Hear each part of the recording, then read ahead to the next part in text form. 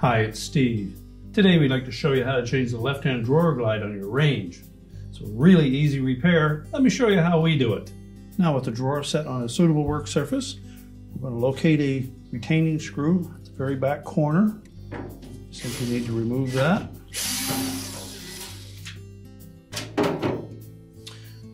You can remove the old glide and discard it.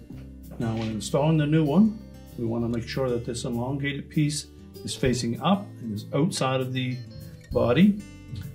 This tab that the screw hole is in is going to line up with the screw hole in the rear, and the small tab on the side will fit into that slot located right opposite the screw.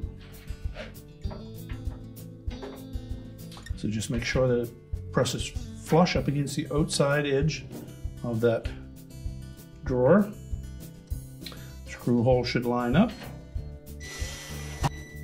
Simply tighten the screw, and then we're ready to put the drawer back into the range. So to reinstall that drawer, we're simply going to lift it in far enough that the rear glides clear the glides that are attached to the oven body.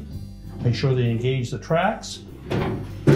Push it firmly into place, and your repair is complete.